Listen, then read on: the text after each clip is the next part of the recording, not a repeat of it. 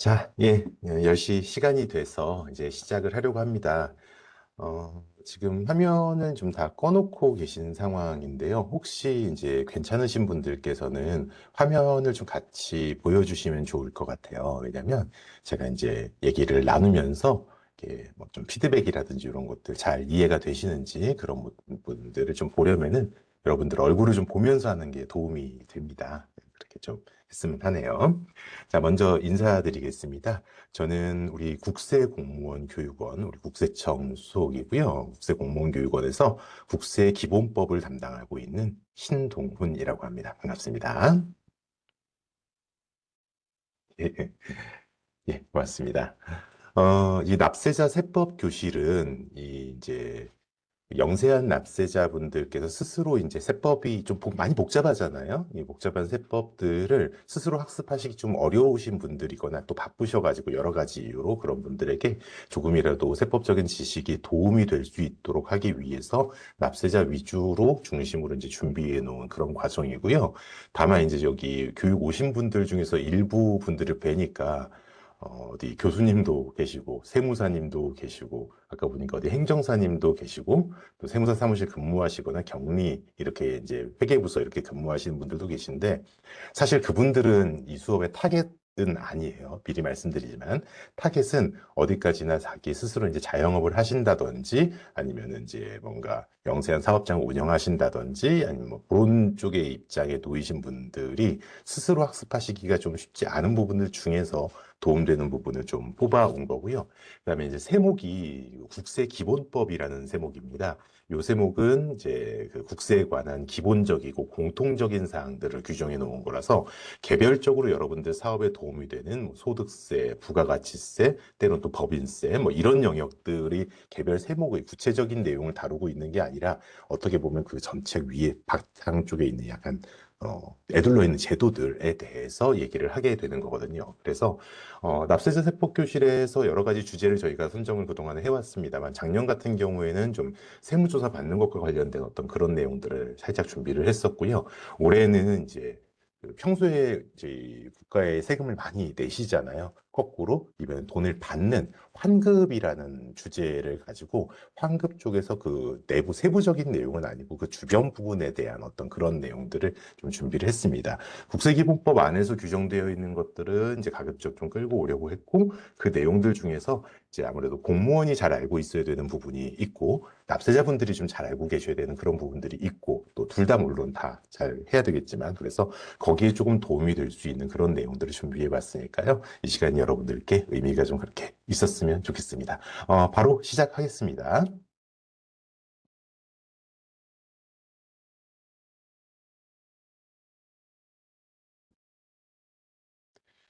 네, 첫 번째 주제는 후발적 사유에 의한 경정 청구입니다. 이 경정 청구라는 게 결국에는 저희 세무서에다가 돈을 되돌려 달라라고 요청하시는 것을 경정 청구라고 하거든요. 그 중에서 이제 후발적 사유에 관련된 부분들을 조금 준비를 해봤습니다. 자, 먼저 경정 청구에 대한 내용입니다. 이 경정 청구라는 것은 이미 신고됐거나 또 우리 과세관청 세무서에 의해서 사전에 결정되거나 또는 고쳐지는 경정이 된 과세 표준과 세액이 실제로 내가 내야 되는 어떤 그런 세액보다 기존의 신고나 결정 내용이 더 많은 거예요. 그러니까 세금을 줄여달라는 요청을 하는 거죠. 이 세금을 요청하는 그 줄여달라는 요청을 하는 것을 경정 청구라고 하게 되고요. 이렇게 이제 청구를 하실 수 있는 분은 기본적으로 원칙적으로는 과세표준 신고서 그러니까 예를 들어 세목에 따라서 법인세 신고서든 부가가치세 신고서든 소득세 신고서든 그 각 신고서들을 법정 신고 기한이라고 정해져 있는 요 날짜까지 제출을 하신 분들만 해당합니다. 원칙적으로는. 그랬다가 거기에 대해서 기한 후 과세표준 신고서를 제출하신 분도 포함해서 20년도에 개정이 됐습니다만 포함해서 법정 신고 기한까지 꼭 제출하지 않았다고 하더라도 신고서가 제출된 것이 있다면 경정 청구를 받아들이겠다. 이제 이런 식으로 조금 좀 상황이 좀 나아졌습니다. 요거는 실제로 완전히 그, 야, 저 뒤에 했던 분들을 고려했다기보다도 법정 신고 기한에 약간 어떤 사정이 있으셔가지고 하루 이틀 늦는 분들이 되게 생각보다 좀 있으세요. 저희가 실무를 해보면은. 그래서 그런 분들이 살짝 하루 이틀 늦었다 그래서 나중에 세액을 줄일 어떤 그런 내용들이 있는데 환급 요청도 못 한다든지 이렇게 되면 굉장히 좀 억울한 상황이지 않습니까? 그래서 그런 경우에는 공무원 쪽에서도 이렇게 안 된다고 얘기를 그 전에 하면서도 이건 좀 아니지 않느냐고 내부적인 목소리가 있었던 크게 있었던 그런 부분들이었고 납세자분들 입장에서도 평소에 낼 때는 다 내더니 요거 하루 늦었다고 요것 때문에 환급을 안 내주냐라든지 환급 청구조차 못하는 그런 상황이 벌어지는 약간 그런 내용이 있어서 이게 20년도에 다행히 좀 개정이 되었던 그런 내용이 되겠습니다. 중요한 것은 신고서를 먼저 제출한 적이 있어야 된다는 거고요. 이 법정 신고 기한은 예를 들면은 소득세 같으면은 뭐 5월 31일이라든지 매년 부가가치세는 뭐 7월 25일, 1월 25일 이런 날짜를 얘기를 하는 거고요. 법인세 같은 경우는 잘 알고 계실 겁니다. 과세기간 종료일로부터 3개월 후에 말이에요. 그러니까 보통 12월 말에 사업연도를 마감하는 법인이면은 3월 31일이 신고일이 된다든지 각 날짜들이 법정 신고 기한이 되지요. 자, 이 청구 기한은 일반적인 경우에는 법정 신고 기한이 지난 후 5년 이내라고 되어 있으면서 경정으로 증가된 과세표준과 세액에 대해서는 그 처분이 있음을 안 날로부터 3개월 이내 이런 식으로 표현이 되어 있는데요. 이게 지금 무슨 뜻이냐면은 애시당초 이렇게 이제 법정 신고 기한이 이렇게 있는 겁니다. 살짝 쓸게요. 법정, 네, 아이고 글자가 잘 안 써지네요. 잠시만요.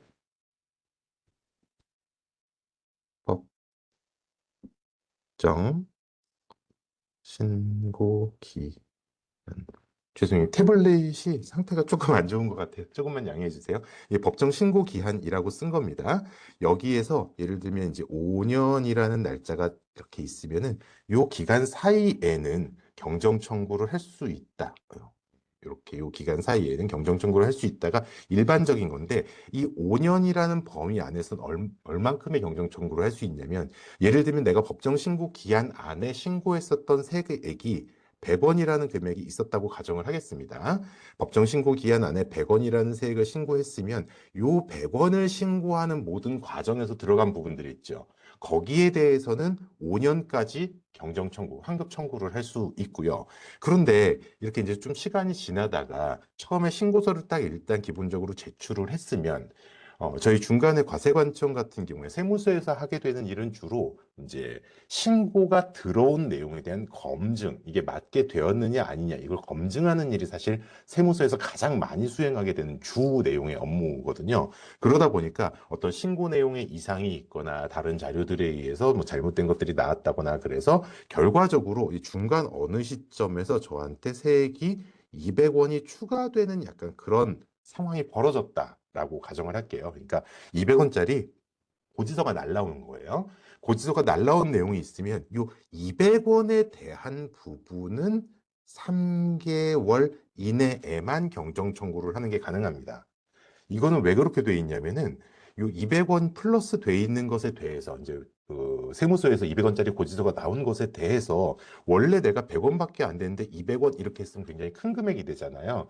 여기에 대해서 이제 내용에 내가 좀 어떤 항의를 하고 싶다. 이건 잘못된 거다라고 할 때는 저희 국세기본법에 있는 불복청구제도, 이의신청, 심사청구, 심판청구 이런 불복청구제도를 활용하실 수가 있는데 그 불복청구제도가 실제로 어떻게 돼 있냐면은 90일 이내에 불복 청구를 하실 수 있도록 돼 있어요. 서류를 낼 수 있는 기한, 따질 수 있는 기한이 90일 이내에 서류를 내야 요걸 가지고 과세관청과 이견이 있다 해서 이제 서로 다툼을 할 수 있는 그런 상황이 되는데요. 요거하고 날짜를 맞춰 놓은 겁니다. 불복 청구를 하든 아니면은 경정 청구를 하든 둘 중에 한 가지만 하시면 되는 것이 저희가 만약에 이제 저기 200원 이 전체에 대해서 환급을 신청을 하신 거예요. 요 사이에. 그랬다가 환급 을 원하는 대로 못 받아내잖아요. 그렇게 되면은 거기에 대해서도 불복을 할 수 있거든요. 불복 청구 대상이 됩니다. 그러다 보니까 곧 불복 청구를 할 수 있는 날짜가 요만큼 살짝 이렇게 늘어나는 약간 그런 효과를 좀 발휘하는 그런 측면이 있거든요. 그러다 보니까 이 경정 청구를 불복 청구 기간을 늘리는 용도로 악용하는 사례들이 예전에 좀 굉장히 오래된 얘기입니다만 있어서 예전에는 이 날짜가 조금 여유 있게 이렇게 주어졌었는데 지금은 이제 3개월 이내에 하는 것으로 그렇게 되어 있습니다. 늘어난 부분에 대해서는 3개월 이내고요. 원래 신고했던 부분에 대해서는 중간에 이렇게 경정이 있었다. 200원 늘어난 게 있다고 하더라도 이렇게 이제 기간이 5년까지 적용이 되는 거라고 보시면 되겠습니다. 신고한 부분만큼은 500원, 고지서 받은 거에 대해서는 석 달, 이렇게 이제 약간 구별을 하시면 되겠습니다. 청구 사유는 뭐 여러 가지 써 있고 뭐 개정 내용도 있긴 합니다만 실질적으로 결론적으로 말해가지고 내가 돌려받아야 되는 세금을 내가 좀 많이 낸 게 있을 때 물론 과세표준 계산이라든지 그런 부분들도 포함이 되기는 하겠습니다. 자, 그런 경우에 하게 되는 것이 이제 경정 청구라는 거고요. 형식은 이제 신고서 내용을 고쳐가지고 청구하는 거죠. 앞에 이제 부표 하나 붙이신 그런 형식이 되겠습니다. 자, 그중에서 오늘 가지고 온 것은 일반적인 경정 청구가 아닌 후발적 사유에 따른 경정 청구입니다. 이 후발적 사유라는 게 뭐냐면은 처음에 신고를 하거나 아니면 과세관청이 결정이나 경정 같은 어떤 고지서 보내는 일, 이런 것들을 할 때는 존재하지 않았던 사유가 나중에 생긴 거예요. 그때는 없었던 일이 나중에 벌어졌는데 나중에 벌어진 일 때문에 내 세금이 깎아지는 결과가 나오는 경우. 요거를 과세관청이 알아서 파악해서 내줄 수 있으면 좋겠지만 실질적으로 그런 경제 상황들을 개별적으로 판단한다는 파악한다는 것은 현실적으로 불가능하거든요. 그래서 나에게 이런 사유가 벌어졌다라는 것을 내가 과세관청에게 알려주는 것이다라고 생각을 하시면 되겠습니다. 그렇게 나오는 것을 후발적 사유에 의한 경정 청구라고 하고요. 요게 의미를 갖는 것은 가장 큰 부분이 무엇 때문에 그러냐면은 이렇게 됩니다. 예를 들어서 우리가 신고에 의해서 신고한 것에 대해서 기간을 5년이라는 기간을 가지고 있다 그랬어요. 그런데 어떤 일이 반드시 5년 이내에 벌어지라는 보장은 없잖아요. 그러다 보니까 예를 들면 후발적 사유가 이 5년이 훌쩍 지난 예를 들면 한 7년 정도 되는 때 사유가 발생한 거예요. 여기서 발생한 사유가 이 후발적 사유에 해당하는 사유들이라면은 이 사유를 안 날로부터 3개월 이내에, 석 달 이내에 이렇게 경정 청구를 할 수 있는 기회를 부여하는 겁니다. 그러면은 원래 있었던 기한 5년이 지난 이후라고 하더라도 그게 언제가 됐던지 간에 관계없이 사유가 벌어져서 그 사유가 벌어진 걸 안 날로부터 석 달이라는 기간을 줘서 요 경정 청구를 제출할 수 있게 함으로써 말 그대로 어떤 일들이 사후에 억울해지는 어떤 그런 상황들이 벌어지지 않게 만든 거죠. 자, 그래서 사실 이 후발적 사유에 대한 부분은 5년 이내의 상황에서는 납세자분들이 잘 주장하시지 않습니다. 왜냐하면 그냥 일반적 사유로 저희한테 접수를 하셔도 기본적으로 접수 대상이 되고요. 그다음에 중간에 이렇게 이제 경정된 부분이 예를 들어 있었다. 그럼 이렇게 해갖고 석 달이라는 날짜가 주어졌죠. 그럼 그 뒤에 이렇게 후발적 사유가 이렇게 벌어지게 되면은 이 후발적 사유에 대한 부분은 이때는 또 주장을 해야 되겠죠. 석 달이 지나갔으니까. 이래서 원래 처리했었던 원칙, 5년 이내, 석 달 이내 이렇게 되어 있었던 원칙을 벗어난 기간에도 환급 신청을 할 수 있는 기회를 열어놓은 것이 이렇게 후발적 사유가 발생했을 때에 해당하는 내용이다라고 말씀을 드리겠습니다.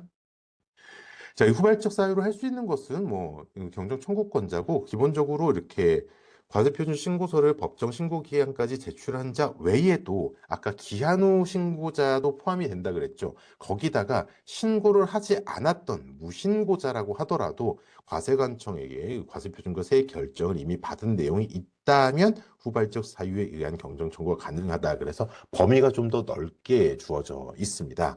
그러나 이제 저희 과세관청에서 하는 일들이 대부분 요 신고 내용을 기반으로 이렇게 프로세스가 일어나게 되거든요. 그러다 보니까 이 정도면 내가 신고 안 해도 되겠는데 해가지고 신고 안 했다가 뺏기게 되는 권리 부분들이 제법 많이 있거든요. 그래서 만약에 어떤 실적 부분이 없다고 하더라도 하다못해 무실적 신고서라도 반드시 법정 신고 기한 이내에는 나의 의사 표현을 한다라는 이유로 신고서를 좀 제출을 해주시는 것이 여러 가지 제도적인 측면에서 바람직합니다. 무신고자라는 이유만으로 배제되는 어떤 그런 요소들도 제법 있게 되기 때문이에요. 물론 세부적인 영역에서 그렇습니다.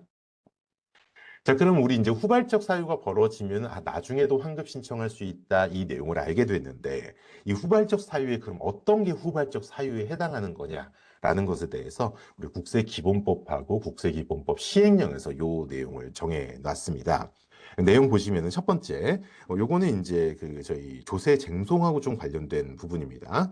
최초에 신고, 결정 또는 경정, 그러니까 스스로 신고한 부분이든지 과세관청에 의해서 어떻게 고지서가 나온 그런 부분이든지 그거에서 과세표준과 세액의 계산 근거가 된 거래나 행위, 그러니까 계산 근거가 되어 있는 어떤 이런 내용들이 이거에 대한 우리 불복 청구 얘기합니다. 심사 청구, 심판 청구, 또 감사원법에 따른 심사 청구에 대한 결정이나 또 관련된 보통은 행정소송이겠죠. 소송에 대한 판결, 이런 것들로 인해서 원래 있었던 내용이 다른 걸로 바뀐 걸 얘기합니다. 다른 걸로 바뀐 거. A라는 행동이 있었다가 요게 요런 심사 청구, 심판 청구, 요 감사원 심사 청구라고 부르는 녀석이고 행정소송 이런 것들에 의해서 A라는 사실을 B라는 사실로 판사 내지는 이제 국세 심사위원회 이런 데서 다른 내용으로 땅땅 하고 판결을 낸 거예요. 그럼 원래 요 A라는 내용 가지고 내 세금이 100원이다라고 이렇게 계산을 했었는데 요 내용이 B로 바뀜으로 인해서 내가 세액을 다시 계산해 봤더니 내 세액이 30원 이렇게 나온 거예요. 그러면은 요 차이, 요거 차이에 해당하는 마이너스 70원은 내가 원래 100원을 냈었는데 실제 내야 됐던 건 30원밖에 안 됐다는 얘기잖아요. 그러다 보니까 요 70원을 내가 돌려받아야 되겠죠. 이 돌려받는 걸 하는 것을 후발적 사유에 의해서 경정청구라는 신고서를 저희에게 제출하시면은 그 내용이 검토돼서 요 내용이 맞으면 요 70원을 돌려드리는 어떤 그런 방향으로 가게 된다는 어떤 그런 내용이 되겠습니다. 자, 두 번째 사유를 보시면은요, 소득이나 그 밖의 과세 물건이라고 합니다. 어떤 그런 사업장상의 어떤 그런 뭐 거래 내용이라든지 그런 것들을 포함할 텐데, 이런 것들의 귀속, 그러니까 소유권을 얘기합니다. 소유를 제3자에게로 변경시키는 결정 또는 경정이 있을 때라 그랬는데, 결국에는 어떤 물건이나 소득의 그 소득이 어디로 들어갔느냐 하는 부분에 따라서 예를 들면은 나한테 있었던 소득이 다른 사람의 소득으로 이렇게 옮겨진다든지 약간 그런 결정이나 경정이 있었다. 결정 경정은 누가 하는 거냐면은 과세관청이 하는 거죠. 관청 그러니까 세무서가 하는 일입니다. 그것이 이제 제3자로 넘어갔으면은 내가 소득을 더 낮게 한 걸로 인정이 된 거니까 요거에 대해서는 내가 세금을 더 적게 내는 게 맞는 거잖아요. 소득이 많은 사람이 세금을 많이 내고 소득이 적은 사람이 세금을 적게 내는 건데 내 소득이 다른 사람들한테로 넘어갔단 말이죠. 그렇게 되다 보니까 실제로 돈이 넘어갔다기보다 이 결정의 내용이 그 소속은 저 사람 거다라고 이렇게 이제 판결을 한 약간 그런 부분이라고 보시면 되겠습니다. 과세관청의 결정인 건데 이렇게 결정이나 경정이 있었다고 한다면 이걸로 인해서 나의 세액이 줄어드는 위에 이런 효과 똑같이 나의 세액이 줄어드는 어떤 그런 상황이 된다면 마찬가지로 후발적 사유로 봐서 시간과 관계없이 이제 알게 된 날로부터 석 달 이내에 환급 청구를 할 수 있다, 경정 청구를 할 수 있다라는 뜻이 되겠습니다. 자, 세 번째. 요거는 이제 일반적인 영세납세자분들께는 해당하는 얘기는 아닐 수 있을 것 같습니다. 이제 외국과의 거래인데요. 조세 조약, 외국과의 조약에 따른 어떤 그 관할적인 내용이 이 법령에 따라서 국가 간에 서로 간에 합의를 봐야 될 어떤 그런 내용이 있을 수 있습니다. 상호합의라고 하는 이제 국가적인 그 정책이 좀 있고 제도가 있는 건데 이것에 의해서 원래 신고했거나 고지서 받았던 내용이 사실 그 이후의 내용과 좀 다르게 되었을 때, 뭐 이런 얘기를 합니다. 지금 요 수업의 타겟층에 해당하시는 분들께서 아마 요거를 적용하실 일이 그렇게 많을 거라고 생각이 되지는 않습니다. 내용이 좀 복잡할 수 있기 때문에 요거는 이제 아무래도 세무대리인이라든지 좀 도움을 받으시는 어떤 그런 내용들도 필요하실 수는 있을 것 같습니다. 자, 네 번째, 결정 또는 경정으로 인해서 그 결정 또는 경정의 대상이 된 과세표준의 세액과 연동된 다른 세목이나 연동된 다른 과세기관의 과세표준과 세액이 신고해야 될 것보다 많았을 때, 뭐 이렇게 얘기를 하는 건데, 이게 지금 무슨 상황이냐면요, 이런 상황입니다. 예를 들면 여기가 2022년이라고 한번 가정을 해보죠. 여기가 2023년입니다. 여기가 2024년이고요. 자, 우리가 이제 예를 들면은, 세무조사를 하나 받았다라고 가정을 할게요. 그래서 23년도를 대상으로 예를 들면 세무조사를 받은 약간 그런 상황으로 보죠. 근데 23년도 세무조사를 받으면서 23년도에 적용했었던 여기 경비에 해당하는 부분 또는 아니면은 뭐 매입에 해당하는 부분, 부가가치세상에서 이런 것들에 대한 그 과세 기간, 과세 거래 어떤 그런 기간들이 이게 2023년도가 아니라 2022년도의 것이다라고 판정하는 조사 결과가 있었다고 가정을 해보겠습니다. 그러면은 23년도에는 원래 이제 기본적으로 우리 세금 계산하는 게 수입에서 경비를 빼는 것이 소득이 되는 거고, 요거에 대해서 그러니까 내가 벌어들인 총 돈, 내 매출액 전체에서 비용에 해당하는 부분을 빼고 그 나머지 부분에 해당하는 것에 대해서 이제 세율을 곱하는 약간 그런 형식이 기본적인 흐름이 된다고 하면, 물론 공제나 감면이 있습니다만 기본적인 흐름이 된다고 하면, 이 경비 빼주는 요 경비 쪽의 귀속이 요 앞쪽 과세전도로 이렇게 넘어가게 버리게 되면은 23년도의 세액은 이 경비가 줄어들게 되니까 당연히 세액이 올라가는 상황이 돼서 23년도에 뭐가 일어나냐면 추징이 일어납니다. 그러니까 고지서가 소위 말하는 나가게 된다는 어떤 그런 상황이 되는 거죠. 그러면은 이 경비하고 매입을 그냥 이건 경비와 매입, 경비가 아니다 또는 또 매입된 게 아니다 이렇게 부인된 거면은 얘기가 달라지지만, 그게 아니라 이거의 귀속이 2022년도의 것이다 이렇게 넘어간 것이라 그러면은 얘를 22년도에 반영해서 내가 토해금을 돌려받아야 되는 거잖아요. 그래서 22년도의 계산으로 바꿔서 들어갈 수 있게 한 것. 그러니까 연동된 다른 과세 기간이나, 예를 들면 연동된 다른 세목이라고 하면은 뭐 부가가치세와 보통 소득세라든지 부가가치세와 법인세가 일반적으로 좀 연결이 되어 있죠. 매출이라든지 그런 개념 때문에. 자, 그렇게 되어 있는 것들에 대해서 한쪽의 결정이나 경정으로 인해서 그 반대쪽 게 줄어드는 것이 생겼을 때 반대쪽 것을 줄이는 청구, 경경 청구를 할 수 있다. 이때는 얘를 후발적 사유로 봐주겠다라고 하는 내용이 이 네 번째에 나오는 내용이 되겠습니다. 자, 다섯 번째 보시면 요거는 이제 그 국세기본법 시행령에 있는 내용입니다. 잠시만요. 화면이 좀 꺼졌어요. 잠시만 기다려주세요.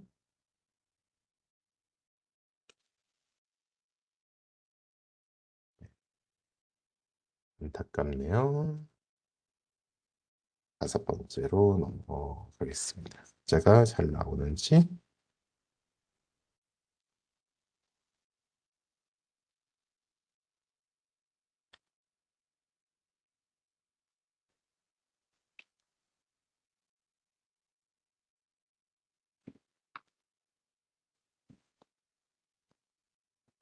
펜이 잘 안 나오는 문제가 생겼네요.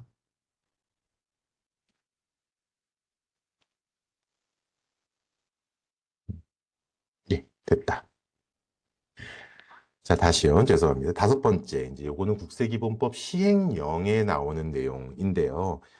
이와 유사한 사유로서 다음 사유가 국세 법정 신고 기한이 지난 후에 발생했을 때, 원래 이제 신고 기한이 신고 기한까지 벌어진 일은 후발적 사유하고 상관이 없죠. 이후에 이제 벌어져야 됩니다. 네. 그래서 최초의 신고, 결정 또는 경정을 할 때 과세표준과 세액 계산의 근거가 된 거래, 행위 등이 효력과 관계되는 관청의 허가나 그 밖의 처분이 취소된 경우, 관청의 허가나 처분이 취소된 어떤 그런 사정이 나중에 생기는 거죠.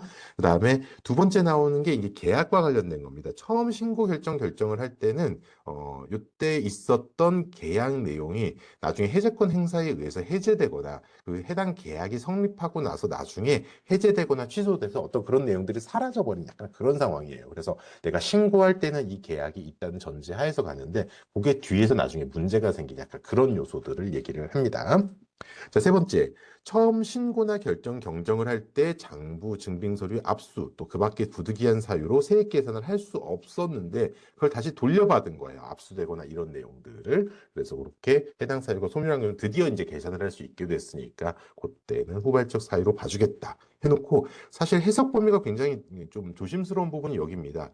위 1에서 3까지 규정과 유사한 사유에 해당하는 경우에는 마찬가지로 후발적 사유로 봐주겠다 인 건데, 요것은 여러 가지 사례를 가지고 얘기를 해야 되는 어떤 그런 사안이고요.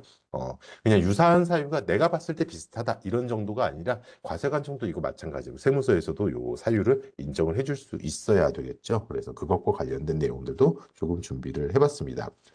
자, 이렇게 후발적 사유가 벌어졌을 때는요, 이 내용이 후발적 사유에 해당하는 내용이라는 걸 기본적으로 납세자께서 좀 증빙을 해주셔야 되는 그런 내용이 됩니다. 이 사유가 벌어졌는지를 과세관청은 국가니까 알아서 조사해서 알아서 파악할 수 있는 어떤 그런 사유가 되지 않아요. 그러니까 내가 환급받는 어떤 그런 대상이 된다 해가지고 일방적으로 막 세무조사의 대상으로 선정을 한다든지 이런 식으로 이어지지 않거든요. 내가 요청만 하면 알아서 와서 다 해줬으면 좋겠다는 게 납세자분들의 입장이긴 합니다만, 그 내용을 또 정확하게 알려주실 수 있어야 거꾸로 권리를 지킬 수 있는 그런 측면들도 있는 것도 아울러 좀 생각을 해봐 주시면 좋을 것 같습니다.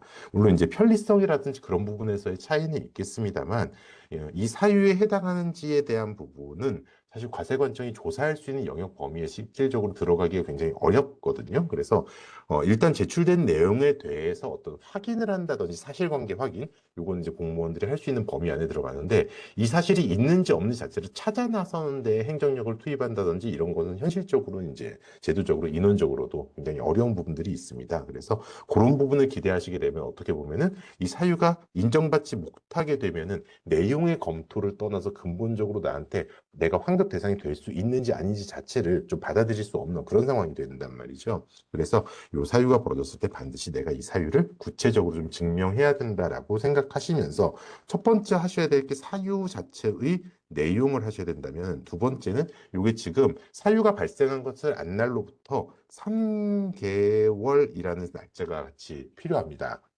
그러니까 석 달이 경과해야 된다는 게 아니라 사유 발생일로부터 바로 경정 청구를 할 수 있는 건데, 그 날짜로부터 석 달 이내에 청구한 거다. 그러면은 사유가 발생한 것을 안 날이 내가 며칠이 되는 거냐라는 부분에 대해서도 서로 간에 증명이 필요하게 됩니다. 일방적으로 추정할 수 있는 어떤 그런 사안은 아니거든요. 법사안이다 보니까. 그래서 보면 언제까지 청구할 수 있느냐? 사유가 발생한 것을 안 날로부터 3개월 이내인데, 내가 그냥 나 그날 알았어, 이 정도로 얘기를 하는 게 아니라, 예를 들면은 우리 아까 있었던 판결에 의해서 후발적 사유가 언제 발생하느냐, 요거 얘기를 할 때는 요 판결문을 수령한 날짜가 요 안날에 해당하는 것이다. 판결문이 왔는데 내가 아직 안 읽어봤어요. 안 읽어봐가지고 시간이 좀 지났어요. 그 다음에 나중에 시간 나서 읽어보니까 그제서야 내가 알았다, 이렇게 주장하는 거 안 된다는 얘기죠. 그렇게 주관적인 요소인 게 아니라 객관적으로 확인할 수 있는 판결문 수령일이라든지 이런 것들 있죠. 이 수령일은 나중에 소송 쪽에 가보시면은 보통 지금은 이제 저 소송 쪽이 그 법원의 포탈 시스템으로 지금 그렇게 돼 있죠. 거기 로그인해서 들어가 보면 내가 소송건이 걸려 있을 때 각각의 서류들이 누구한테 몇 월 며칠에 송달되었는지, 받은 사람은 누군지, 이런 것들이 다 기록 관리가 돼 있습니다. 그 각각의 날들이 이제 공식적인 날들이 되어지는 거거든요. 그래서 내가 여기 이제 법에서 안날로부터 3개월 이내 이렇게 써 있다 그래서 내가 인지한 날 이렇게 끝나버리면 안 되고, 객관적으로 이 날을 안날이라고 주장할 수 있는 날 자체가 존재하는 것이 가장 바람직하다고 보시면 되겠습니다. 자, 다음 국세부가 제척 기간이 지난 후라도 후발적 사유에서 경정 청구가 가능하다라고 써 있는데요. 이 부분은 원래 이제 국세부가 제척 기간이라 그래서 과세관청에서 세액과 관련해서 어떤 행정 처리를 할 수 있는 기한이 되게 정해져 있어요. 정해져 있는 기간이 기본적으로 5년이라는 시간을 보시면 될 것 같고요. 사안에 따라서 조금씩 달라지는데, 요 기간이 지나게 되면 무슨 일이 벌어지냐면, 과세관청이 여러분들에게 고지서를 보내는 행동도 불가능하지만 여러분들에게 환급을 내주는 것도 불가능합니다. 그러니까 기존에 신고됐던 내용 또는 그러니까 결정이나 경정을 했던 그 세액의 내용을 변동시키는 어떠한 행위도 불가능해지는 것이 국사의 부가 제척 기간이 경과한 상황에서 벌어지는 일이거든요. 네, 그러다 보니까 요 날짜가 지나면 원래 후발적 사유로 들어와도 경정 청구를 할 수 없어야 되는 것이지만, 그렇게 되면은 사유가 나중에 벌어졌을 때 억울해지지 않습니까? 그래서 이렇게 후발적 사유로 경정 청구가 들어온 요 상황에서는 부가제척 기간 쪽의 규정에서 특례 규정을 좀 따로 둬가지고 요거를 처리할 수 있는 어떤 기회를 좀 부여를 하고 있습니다. 그래서 요거는 국세부가 제척 기간이 지난 후라도 후발적 사유에 의해서 경정 청구는 가능하다라고 하는 것이 뭐 당연히 제도적으로도 그래야 되는 것이고, 저희도 다 그렇게 알고 있는 사안이라고 보시면 되겠습니다. 자, 경정 청구 효력입니다. 원래 이제 납세자분들께서 신고서를 제출을 하시면 이 신고 내용대로 기본적으로 납세 의무가 바로 확정이 돼서 몇 월 며칠까지 얼마의 세금을 낸다, 이게 신고와 동시에 납부를 하도록 그렇게 되어 있죠. 근데 이 경정 청구는 신고 행위는 아니고 청구, 그러니까 이렇게 해달라고 요청하는 행위라고 보시면 됩니다. 그래서 요거는 직접적으로 이게 들어오자마자 바로 세액이 깎이거나 그런 게 아니라 이제 세무서 직원들이 이 내용을 검토하도록 해당 내용을 조사 확인해서 들어온 내용을 확인하게 되는 겁니다. 그래서 경정 등의 법률상 의무를 지우는 효력이 있는 것이다 입니다. 여기서 아까 조심하셔야 되는 게 이런 겁니다. 해당 내용을 조사 확인한다 그랬잖아. 그러면은 나한테 필요한 내용이 나 이런 사유 있다 썼으니까 그 내용을 전부 다 네가 조사를 해줘. 라고 생각을 하실 수 있는데 관련해서 증빙들이 충분히 제출되지 않으면 확인하기가 어렵다 그랬죠. 그 얘기가 왜 그러냐면은 만약에 이 범위를 그렇게 넓게 해석을 해버리면 무슨 일이 벌어지게 되냐면은 환급 신청한 거 갖고 따로 세무조사 받으시는 상황이 벌어져요. 나는 환급 청구를 했는데 다른 비용하고 이런 걸 보면서 이거 낼 건 이만큼 더 있는데요. 그런 거를 세무공무원이 막 파고 있는 상황이 벌어져요. 그러면 안 되잖아요. 그죠? 나는 지금 환급 받고 이 내용의 범위 안에서 검토되길 원한단 말이죠. 그러다 보니까 저희도 일을 그렇게 할 수가 없는 거예요. 저희 직원, 그 세무서 직원들도 그 내용을 조사하거나 확인하는 어떤 그런 사안들이 서류가 들어온 것에 대해서 그 서류에 대한 사실 여부를 확인한다. 이런 쪽으로 이제 일을 할 수 있도록 권한이 제한되어 있는 거고, 이 권한을 넓혀버리게 되면은 그 공무원들에 의해서 저희 이제 국세청 공무원이 2만 명이 넘는데 그 많은 직원들에 의해서 이게 만약에 조금이라도 악용이 되는 어떤 그런 소리가 벌어진다면 큰일 나는 거잖아요. 그랬을 때 그 직원이 법을 위반한 것이다라고 저희 내부적으로도 해서 그 직원한테 책임을 물을 수 있어야 되기 때문에 이 조사 확인의 범위는 여러분들께서 제출해 주신 서류의 범위에 한정되는 거라고 굉장히 좁게 보시는 것이 그래야 이제 납세자의 권리 측면에서 타당해지는 어떤 그런 내용이라고 보시면 되겠습니다. 그리고 중요한 건 이런 겁니다. 내가 경정 청구를 제출을 했어요. 제출을 했는데 이 제출을 해놓고 나서 세액이 예를 들면 내가 1,000원을 돌려달라라고 이렇게 신청을 한 거예요. 했는데 실제로 뭐 한 200원만 돌아왔다든지 뭐 한 800원이 돌아왔다든지 때로는 0원 아예 환급이 안 나왔다든지 이런 상황도 벌어질 수 있잖아요. 요청한 게 그대로 되는 게 아니라 그들이 검토한 결과에 따라서 이제 이런 세액들이 환급이 되는 건데 그러다 보니까 그 처분에 대해서 나는 1,000원을 받는 게 아무래도 아무리 봐도 이게 정상적인 것 같아. 이 결과는 틀렸어. 라고 얘기하고 싶으실 때 여기 처분에 불만족할 때 90일 이내에 불복 청구를 제기할 수 있다. 저희가 이 내용 경정 청구 결과에 대해서 여러분들께 통지를 보내드린 내용이 있거든요. 국세 환급금 통지서로 간다든지 아니면 환급이 안 나갈 때는 이제 그 결과를 통지한다든지 그 통지서를 나가는 시점이 있습니다. 그 통지서를 받고 나서 90일 이내라 그랬으니까 뭐 바로 하시면 됩니다. 그래서 불복 청구를 제기할 수 있는 부분이 있다. 이 불복 청구와 관련된 부분은 저희 납세자 세법 교실 과거의 내용에서도 조금 내용들이 나와 있고요. 다만 이제 써야 되는 내용이나 이런 것들이 좀 많으니까 일반적으로는 세무대리인 좀 도움을 받으시는 게 일반적인 상황이긴 합니다. 하지만 이제 홈택스라든지 스스로 좀 하실 수 있는 분들은 홈택스를 통해서도 요 내용들에 대해서 어떻게 구성을 해야 될지에 대한 내용들을 조금 찾으실 수 있고, 특히 이제 그 심판원 같은 경우에는 심판원 사이트, 그다음에 저희 심사청구나 이의신청 같은 경우에는 뭐 저희 국세청 안에 있는 소속 사이트라든지 이런 것들을 통해서 불복 청구 제출을 하는 것이 물리적으로 가능하다. 불복 청구에 대한 얘기는 뭐 지금 요 시간은 핵심이 아니니까 그렇게 좀 넘어가겠습니다. 자, 그럼 경영 청구를 내가 제출했을 때 이거 돈을 언제까지 받을 수 있느냐가 굉장히 중요한 요소일 겁니다.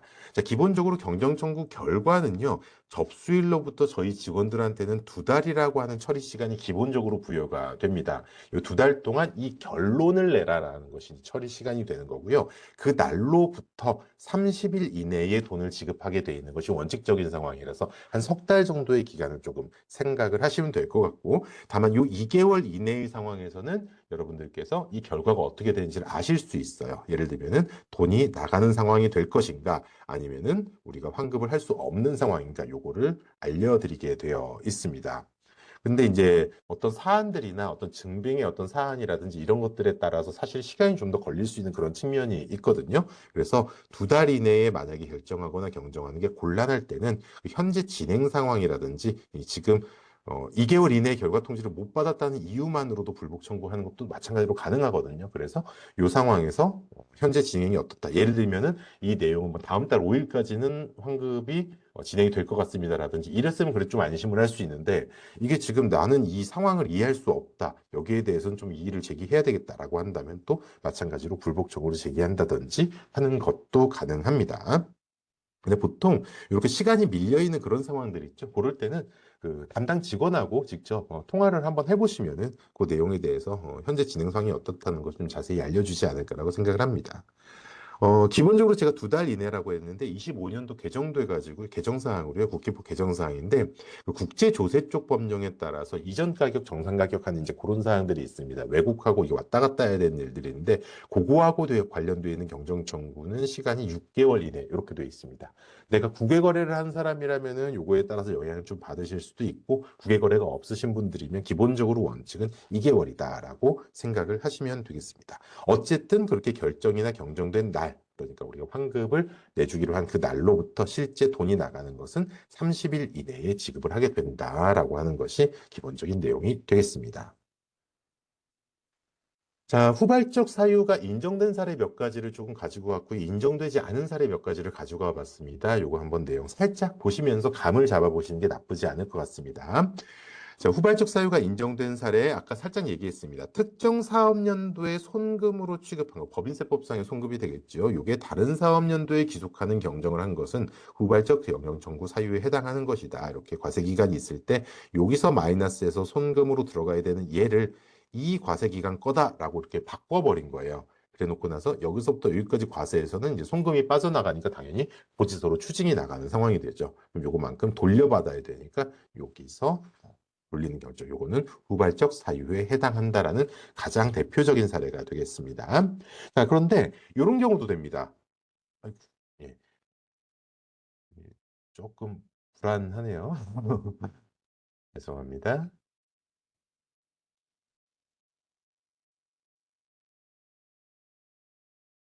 화면이 그냥 꺼졌어요.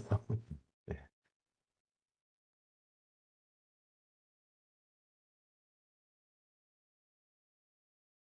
잘 보이실까요? 이게 켜지면 또 펜이 좀 잘 안 써지더라고요. 예. 자, 이런 경우도 됩니다. 어떤 경우냐면요. 제3자 간의 판결. 그러니까 A라는 사람이 있고 B라는 사람이 있는데 이 둘이서 예를 들면 소송을 서로 붙은 거예요. 소송을 붙었는데 나는 C라는 사람이에요. 나는 이 판결하고는 판결에 끼지 않았어요. 이 재판 과정에 끼지 않았는데 이 둘의 소송의 결과, 예를 들면 A가 이겼을 수도 있고 B가 이겼을 수도 있는데 그 결과에 따라서 내 세금이 감소하는 약간 그런 상황. 그러니까 이 A나 B 쪽이 예를 들면 나의 거래처라든지 약간 그런 상황들이 좀 될 수 있겠죠. 예, 그런 상황들일 때 이걸로 인해서 나의 세금이 줄어든다. 이렇게 됐을 때는 요거는 후발적 경정 청구 사유에 해당하는 것이다 해서 반드시 내가 소송의 당사자일 필요가 있는 것은 아니다. 어쨌든 결과적으로 내가 적게 내야 되는 상황이면 그거 인정되는 것이다. 라고 보시면 되겠습니다. 자, 채무자의 도산 등으로 회수 불능이 돼서 장래에 그 소득이 실현될 가능성이 전혀 없음이 객관적으로 명백하게 되었다면 이것은 후발적 사유에 해당하는 것이다. 뭐 여러 가지 상황들이 좀 있겠습니다만 기본적으로 예를 들면 부가가치세 쪽에서가 기본인데 그 과세 거래라 그래가지고 세금을 내야 되는 어떤 그런 시기 있죠. 그 관련된 시기가 내가 돈을 보통 일반적인 사업자분들은 내가 돈을 받고 나서 그걸 가지고 세금을 내는 것이다라고 생각을 하시지만은 그게 아니고 실제로 부가가치세 같은 경우는 과세 거래가 일어났을 때 예를 들면은 재화의 공급이라 그럽니다. 공급 그다음에 용역의 뭐 공급 재화의 수입 뭐 등등 이제 이렇게 따지는 날짜들이 있는데 이 행위가 벌어진 날을 기점으로 세액 계산을 해야 되는 약간 그런 상황이거든요. 과세 기간 개념적으로 그러다 보니까 내가 실제로 돈을 다 받지 못한 상황에서도 세액을 먼저 내는 상황들이 항상 충분히 벌어지게 됩니다. 그런데 이것과 관련해서 채무자의 도산으로 회수 불능이 돼서 그 소득이 실현될 가능성이 전혀 없다는 게 객관적으로 명백하게 됐다면 해가지고 부가가치세 쪽에서야 뭐 이제 과세 거래니까 대상이니까 어쩔 수 없는 부분이 있겠습니다만 얘가 소득이라든지 다른 데로 넘어오게 됐을 때 이걸로 인한 예를 들어서 뭐 이제 경비 처리를 한다든지 그런 부분들과 관련해 가지고서는 얘가 후발적 사유에 해당하는 것이 맞냐 아니냐의 관점에서는 후발적 사유에 해당한다라고 보시면 되겠습니다. 요 대법원 판례가 되는 거니까요. 이 내용들은 지금 저희 교재에 좀 인쇄가 돼 있죠. 이 구체적인 내용은 한번 보면서 내가 예를 들면은 요거 같은 경우에는 항상 우리 저 시스템이 있죠. 국세법령정보 시스템.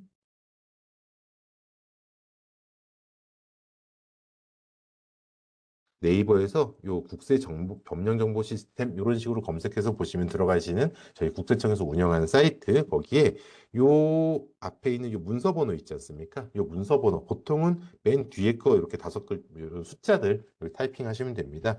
이런 것들을 타이핑해 가지고 검색해 보시면은 그 문서에 해당하는 내용을 전부 확인을 하실 수 있거든요. 그 내용이 나한테 좀 적용이 되는 내용인지 아닌지에 대해서 좀 판단을 하실 수 있을 거라고 생각을 합니다. 내용 자체는 좀 이제 글이 좀 길게 되어 있기는 한데 핵심적인 부분은 제목이나 요지로 나와 있으니까 찾아보기에는 큰 불편함은 없으실 겁니다. 실제로 적용하실 때는 본문을 항상 좀 내용을 보셔야 해요. 자, 당사자 간 계약이 적법한 해제권 행사에 의해 해제되었다면 소송 판결에 의해서 해제 여부가 확정되지 않았다고 하더라도 후발적 사유에 해당한다. 요거는 약간 얘기가 될 만한 부분이 있습니다. 요것도 대법원 판례에 해당하는 내용인데요. A하고 B 사이에 이제 계약이 있었던 거죠. 계약이 있었는데 한쪽에서 이제 해제권 행사 가지고 해제를 한 거예요. 계약 내용에 이제 좀 언급되어 있었던 이런 경우에 해제할 수 있다라고 써 있는 어떤 그런 계약 내용이었겠죠. 근데 그거에 대해서 이게 실제로 해제하느냐 마느냐가 A, B 사이에서 서로 소송이 붙어 있는 약간 그런 상황인 겁니다.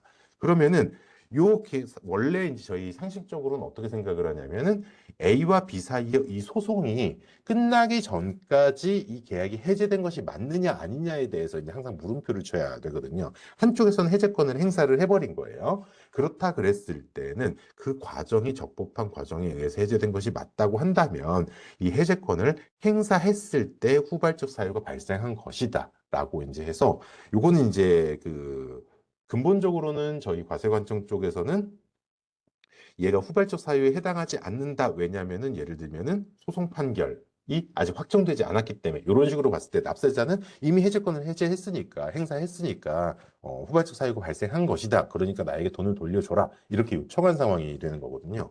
거꾸로 오히려 납세자 입장에서 A와 B 사이에서의 이 소송을 끝까지 기다렸다가 확정되고 나서 그걸 가지고 주장을 하신다면은 요거하고 이제 사안이 조금 달라지게 되기는 합니다만 그때는 그 판결문 결정일을 아마도 후발적 사유로 보려고 하지 않을까. 왜냐면은 납세자가 이거 지금 요 후발적 사유 쪽 규정은 전부 다 납세의 권리를 좀 보호하기 위한 약간 그런 측면으로 좀 시각이 주어져 있거든요. 그래서 그런 쪽으로 좀 시각이 갈 가능성이 높지 않을까라고 사견으로 조금 말씀을 드립니다. 이 내용에서 그 부분에 대한 언급은 없거든요. 자, 법령에 대한 해석이 최초의 신고 결정 경정 당시와 달라졌다는 사유는 후발적 사유가 아니다. 요거 조금 힘든 내용이 되는데요. 뭐냐면은 법이 A라는 법이 하나 있는 거예요. 이 법에 대해서 우리가 해석을 기존에 A라고 하는 이런 해석을 해왔었던 그런 상황입니다. 그래서 요거에 맞춰 가지고 예를 들어 신고를 했어요.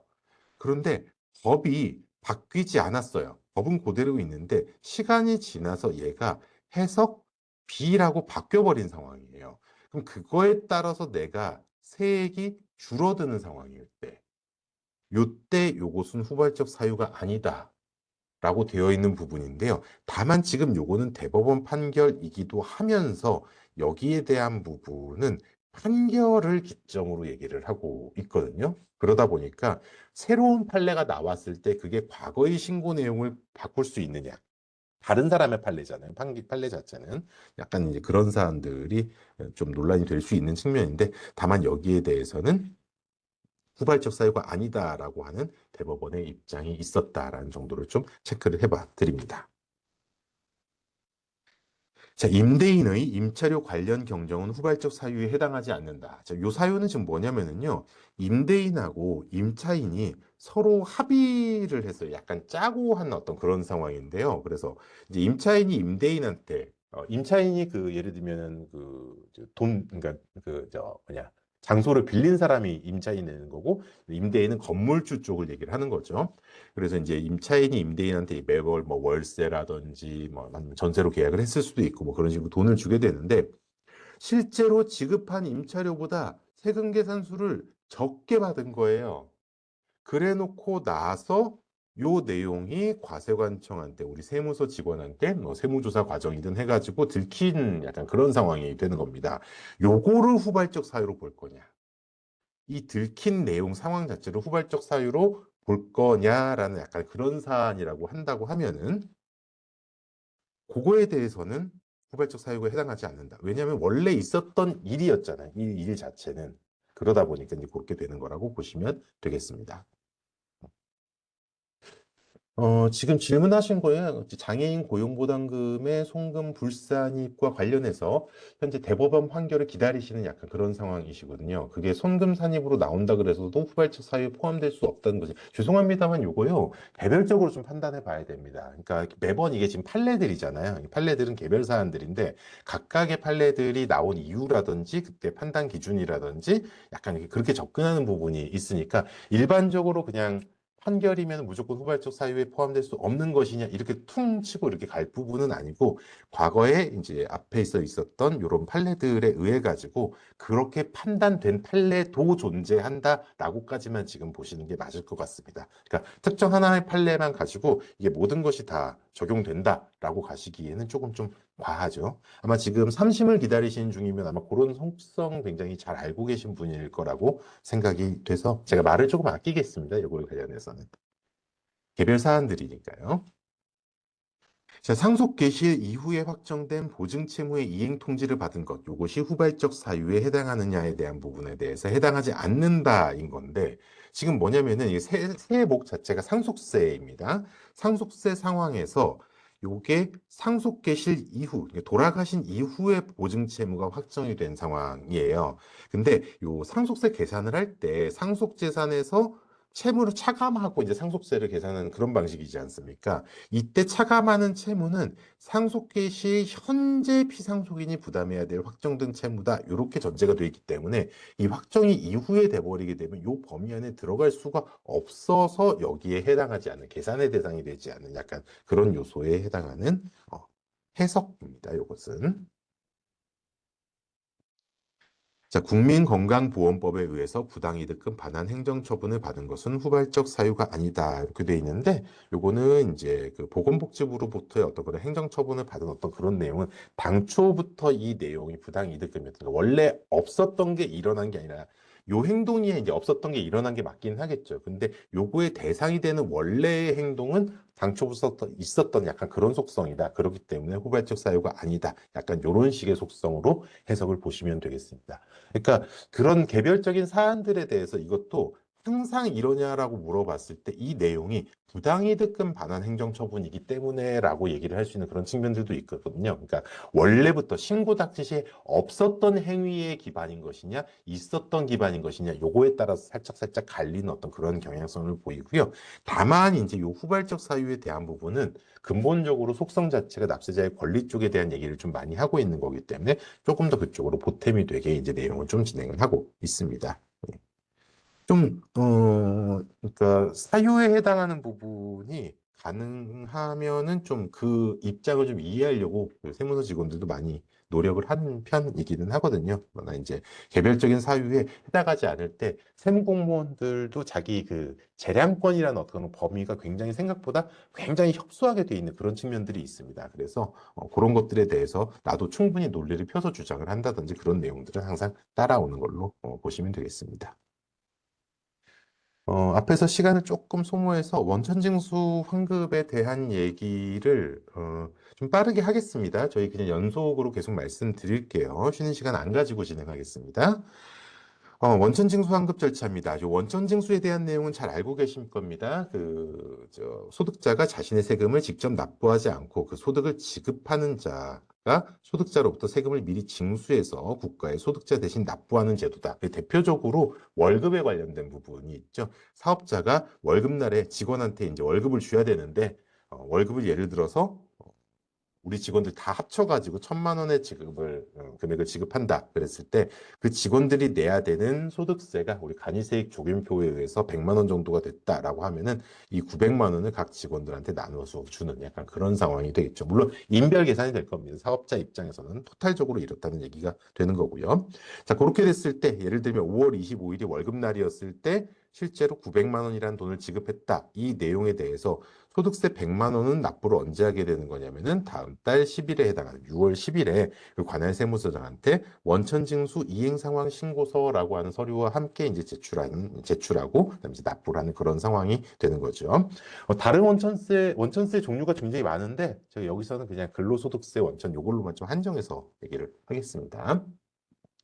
자, 그래서 원천징수의 납부와 환급 내용은 이 원천징수 이행상황 신고서라는 서류에 의해서 원천징수 의무자, 그러니까 여기서 회사가 됩니다. 의무가 붙어 있는 사람은 회사고요. 돈 내는 사람은 사실은 직원들이 돼요. 각 직원들의 소득세에 해당하는 걸 대신 걷어서 내주는 그런 개념이니까요.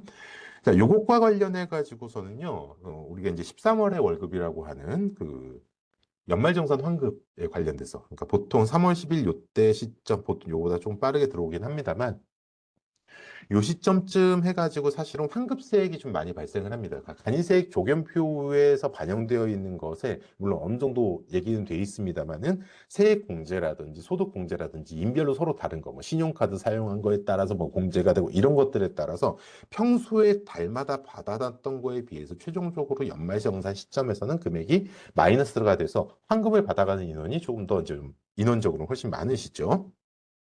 자, 그러다 보니까 얘를 지금 어떻게 환급을 하고 있냐면요. 원칙적으로는 당연히 매 달마다 납부세액이 이렇게 나왔었던 것에 대해서 이렇게 돈을 계속 내왔던 거예요. 나왔던 것에 대해서 이렇게 연말정산 시점이 됐을 때 전체적으로 합계를 계산해 보니까 아, 우리 회사는 100만 원을 돌려받아야 돼.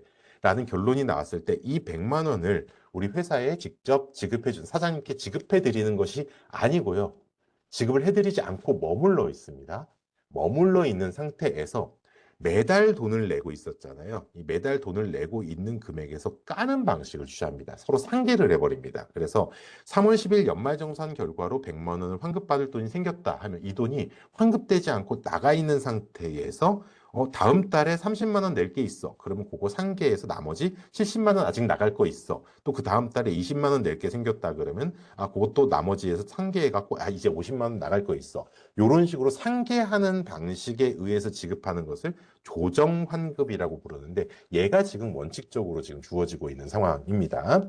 자, 이렇게 된 거는 매달 매달 납부하느라 신경을 쓰는 것보다 아예 그냥 이게 규모가 별로 크지 않으니까 이렇게 맡겨놓고 그냥 이렇게 환급시키는 그런 개념으로 하면은 과세관청 쪽에서도 납부가 확실해지는 그런 측면이 있고요. 바로 그냥 써서 내기만 하면 되는 거니까 납세자 입장에서도 뭐 계좌이체를 따로 한다든지 그런 게 번거롭게 느껴지는 경우에 그러지 않아도 돼서 편리한데 다만 지금 이 100만 원은 누구의 돈이냐면은 예, 납세자분들의 돈이 되는 거죠. 그러다 보니까 얘를 묶어놓는 것을 예, 강제적으로 하는 게 아니에요. 요거에 대해서 원칙적으로 이렇게 주어졌을 뿐이지 만약에 내가 요 시점에 이 100만 원을 사업자가 돌려받아야 되겠어. 요거 갖고 내가 우리 직원들한테 연말정산 돈을 다시 나눠줘야 되겠어.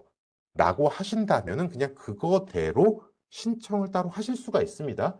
그러니까 별도의 신청이 없으면 조정 환급을 기본으로 하는 거고 신청이 있으면 환급액을 지급하는 방식으로 이렇게 되는 것이 요 원천징수와 관련된 환급이라고 보시면 되겠습니다. 자, 화면에 보시는 것은 원천징수 이행상황 신고서 서식입니다. 매달 제출하시고 또는 이제 반기 신청하신 분들은 반년에 한 번씩 제출을 하시게 될 텐데요. 그 중에서 위쪽에서는 이제 그 징수한 내역, 급여를 내가 얼마를 줬는데 그 중에서 소득 지급, 그다음에 얼마를 줬는데 내가 얼마를 걷었어. 이런 금액들을 요 각 칸들에 이제 쓰시게 되는 거고요. 요 하단에 나오는 요 항목이 제목이 환급세액 조정이라고 되어 있는데 여기에 이제 조정 환급과 관련된 내용들을 기입해가지고 상계한다든지 하는 그런 현황을 여기에 쓰게 되는 거고요. 이것과 관련해가지고 환급 조정을 어떻게 한다든지 또는 환급 신청을 했을 때 떤 내용을 한다든지 하는 부표들도 따로따로 이렇게 존재하고 있는 그런 상황입니다. 맨 앞에는 총괄표라고 보시면 되겠고 상세 내역은 뒤에다 적으신 어떤 그런 상황이라고 보시면 되겠습니다. 눈앞에 보시는 신고서는요, 제가 앞에 보였던 그 신고서를 여기서 자른 거예요. 이렇게 자른 겁니다. 이 위치로. 그래서 어디가 잘려 있냐면은 제가 이 부분을 이 부분은 지금 대상이 아니니까 날리고 이렇게 잘라가지고 보여드리는 거예요. 여기하고 여기 보여드리는 겁니다. 그 서식이 여기하고 여기입니다. 여기에 이제 그 환급세 조정을 할 때 어떤 식으로 이제 조정 환급을 신청할 수 있느냐에 대한 부분을 보시면은요. 예를 들어서 상황을 한번 가정할게요. 연말정산이니까 신고 부분에 연말이라고 표시를 했습니다. 연말정산으로 근로소득이 1,000원 환급액이 발생했다라고 가정을 하면은 당월 발생한 환급세액에다가 이렇게 1,000원 하고 이제 금액을 기재를 하게 되죠. 다른 사안들이 없었다고 하면은 이제 조정 대상 환급세액, 그러니까 내가 조정 환급세액으로 가지고 있을 토탈 돈이 얼마냐면 얘네들 그냥 더한 거거든요. 이쪽에 보시면은 여기 뭐 하고 무슨 칸을 더해라라고 써 있죠. 14, 15, 16, 17 칸을 더하라 그랬는데 14, 15, 16, 17에 있는 금액의 합계액이 되기 때문에 여기선 지금 다 영원들이니까 1,000원이 그대로 가서 1,000원이 나의 조정 대상 환급세액이다. 자, 이번 달에 기타 소득 원천 징수를 하면서 납부세액 100원이 발생을 한 상황입니다. 그러면은 요거를 돈 낸 걸로 취급해달라 해서 100원 여기다 써놓으면 되고, 결과적으로 900원이라는 돈이 남았다. 차월 2월 환급세액에서 나 아직 900원 남아있어 라고 표시되고, 남아있는 900원은 그 다음 달에 또 조정 환급식으로 차감하는 그런 방식을 취하게 됩니다. 자, 그 다음 달이 돼가지고 이번에 또 근로소득 원천징수에서 150원 납부세액이 생겼는데요. 지난달에 안 받은 돈 900원 여기다 써놓습니다. 해놓고 환급 신청한 세액 지금 없었으니까 차감 900원이 되는 거고요. 그래서 토탈 900원. 이번에 발생한 건 없으니까요.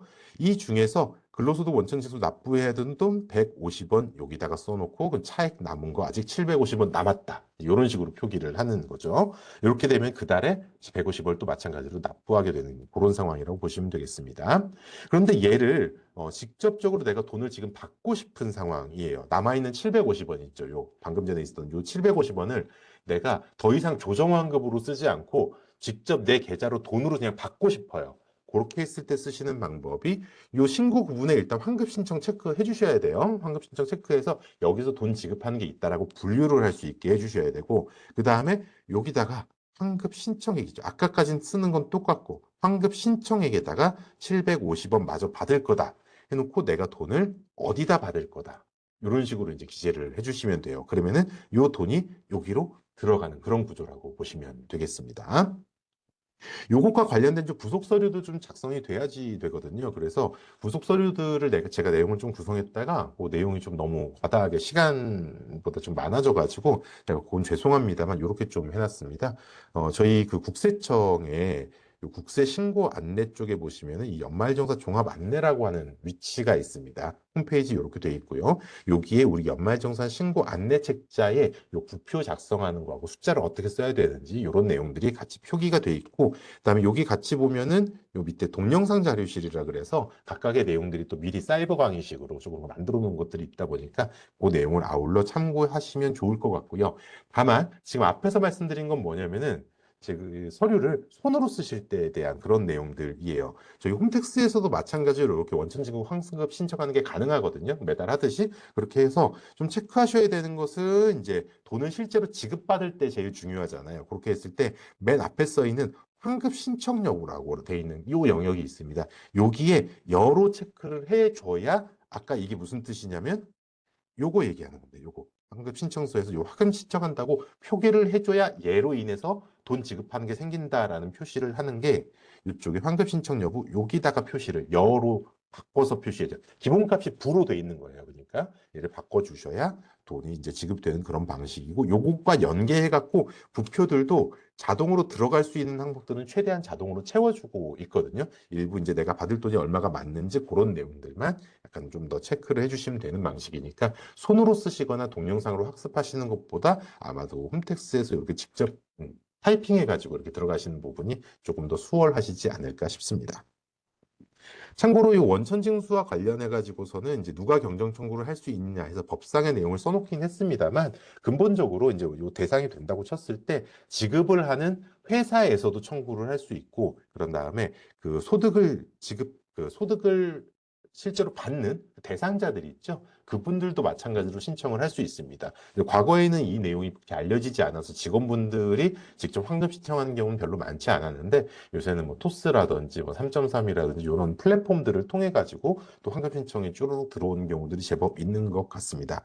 다만 이제 개별적으로 조금 요거는 이제 그 회사의 입장이라든지 국세청 입장하고는 조금 다른 얘기를 하나 드리자면은, 이제 그런 플랫폼들에서는 환급금의 일부 금액을 좀 수수료로 좀 많이 가져가시더라고요. 그래서 그 분들도 그냥 납세자한테 원래는 그냥 들어가야 되는 돈인데 약간 조금 이제 좀 이런 중간에 그 세무 협력 비용이라고 해야 되겠죠. 그런 비용들이 그렇게 들어가는 것이 조금 좀 마음적으로 좀 아깝다라는 생각이 좀 들어가지고 지금 이제 청에서도 국세청에서도 요거 관련된 플랫폼을 좀 내놓기는 했습니다. 근데 그것도 나중에 한번 참고해줘서 혹시나 도움이 되신다면 그걸로 쓰면 되고 하지만 이제 납세자분들이 편한 게 더 우선이실 수도 있잖아요. 그러면은 이제 나한테 가장 편리함을 주는 게 어떤 것이냐에 대해서 사용을 하시면 되고 다만 저희 국세청에서 제공하는 것들도 사실 여러 가지 의견들이 들어와야 또 개선해서 납세자분들이 조금 더 편리하게 간다든지 뭐 그런 부분들도 있을 수 있어서 예, 서로 그렇게 좀 도와가면서 국가의 시스템을 좀 비용이 안 들어가게 납세자분들께 비용이 안 들어가는 쪽으로 이렇게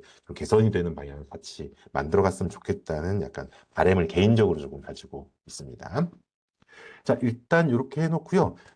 바로 이어서 하게 될 텐데 11시가 바로 돼버렸습니다. 그래서 이 국세환급금을 실제로 벌어진 환급금을 수령하는 방법, 그 다음에 내가 받은 국세환급금을 제3자한테 양도하는 방법, 이런 부분들에 대해서 조금 체크를 해보겠습니다.